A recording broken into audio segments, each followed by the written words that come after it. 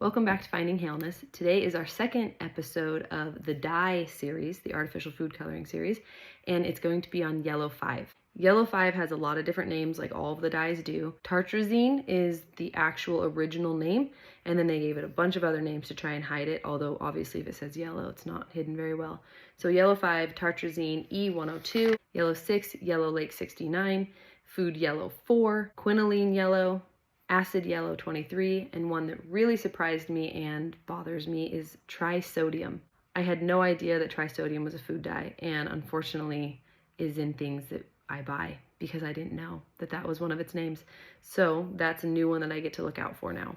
Probably the most commonly known food or drink that has Yellow 5 in it is Mountain Dew. It's kind of what brought awareness to the food dye yellow and started really concerning people that we were drinking this fluorescent soda that obviously could not be good for us.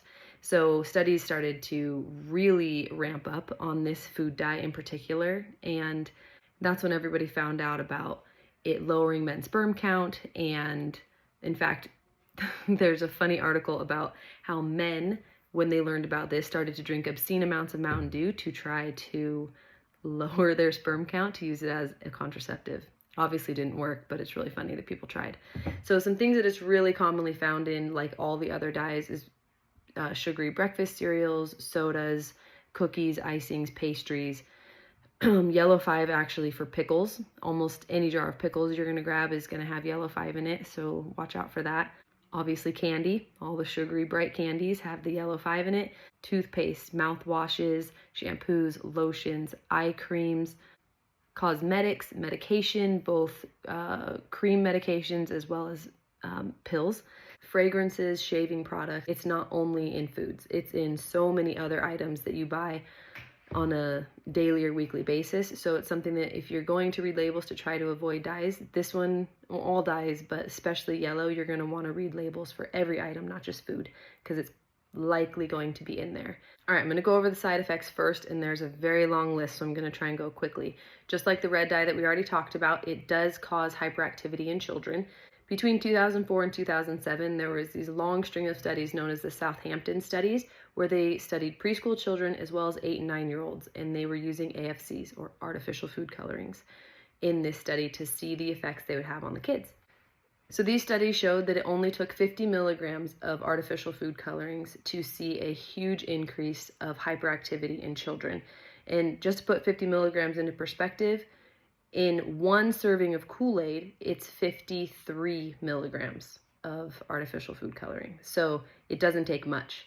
So in one little cup of Kool-Aid, they're already over that 50 milligrams, and that's all it takes to have that side effect of hyperactivity. So every single child that was given Mix A, which contained Yellow 5, showed a much higher global hyperactivity score compared to the children that were given the placebo. And it's important to note that these results were linked to every single child, not just to the ones that already struggled with ADHD.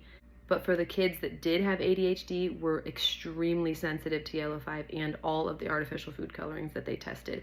So these poor kids with ADHD who are eating these dyes, it makes their ADHD worse and harder for them to handle. And then, of course, then requires more medication if they're on it. Instead of just taking the dyes out, they put in more medication to try to combat it, which obviously creates this cycle, which is not good for any child to be on. Some of the more disturbing findings that I found while researching these studies was that Yellow 5 specifically is toxic, and it is a neurotoxin, which means it attacks the brain, and they're toxic to our white blood cells over time and exposure. And when I say over time, I mean only 3 hours. After exposure for 3 hours to this dye, your cells are unable to repair themselves. And the higher the dose, the worse it is, and the more cells that they damage. Damages our DNA, which leads to mutation, which we all know when cells mutate, that's what leads to cancer and tumors and things. So Yellow 5 is directly linked to cancer and tumors, especially in your GI tract, because that has the most exposure as it's passing through your digestive tract. And then your colon is where it metabolizes. Colon cancer is your highest risk of cancer due to AFCs, but especially Yellow 5.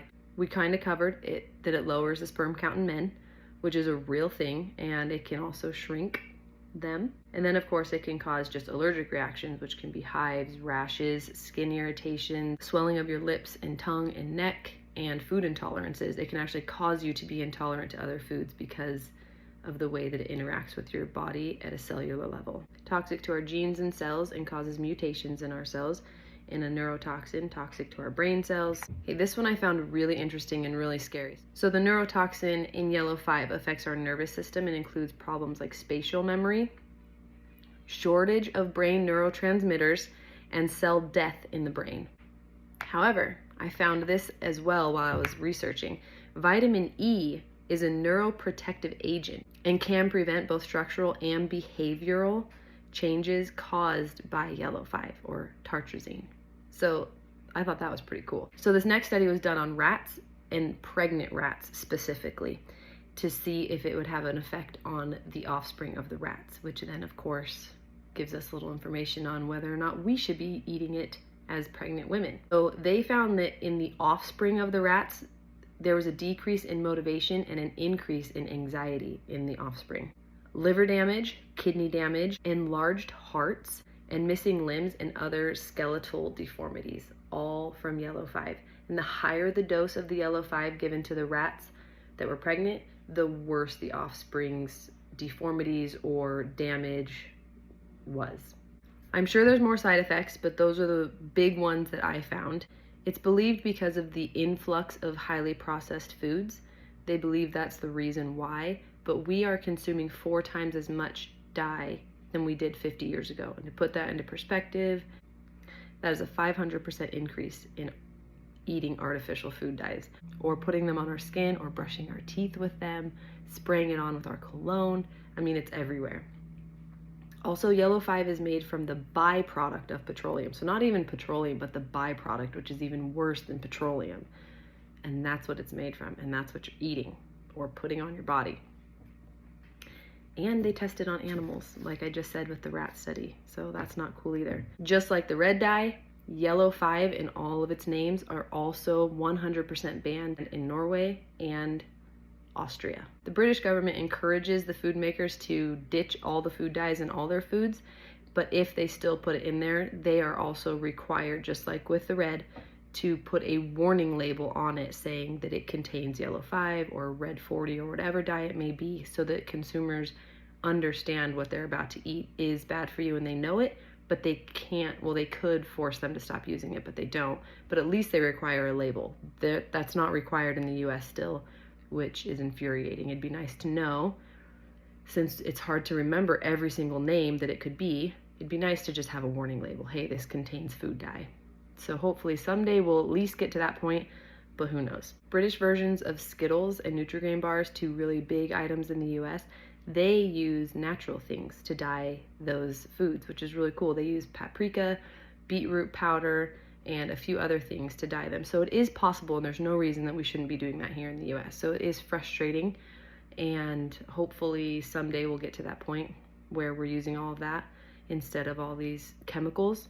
All right, so I know that all sounds doom and gloom and that it's in everything and we might as well just not eat anything, or hey, grow our own food. There are some alternatives that you can look for. So instead of Mountain Dew, drink Squirt. They don't use food dyes in their soda, which is cool. Instead of Kraft macaroni and cheese, try Annie's macaroni and cheese. It's organic, and same thing, I think they use turmeric and a couple other things to color it, but they don't use artificial food colorings. Now, Kraft, though, I will give them props. Kraft is starting to move some of their products away from the dyes and starting to use natural stuff, which is really great, and I hope they continue to do that. And then things like juices that are filled with dyes and terrible for children, make your own lemonade, or, really read labels and find something that doesn't use food dye. So there are ways to avoid it. It is frustrating. You have to be an avid label reader, but it's worth it. It's a neurotoxin. It kills your brain cells. You can't get those back. From what I've read, the yellow is actually the most linked to cancers. So I hope this was helpful, and I really hope whoever watches this that you really try to avoid yellow 5 for your own sake. It is so bad for your body, and your body deserves better. And the more people who avoid it, the more likely there is to be change, and that would be good for everybody. So thank you for watching, and until next time, I hope you look out for that yellow dye and don't eat it anymore.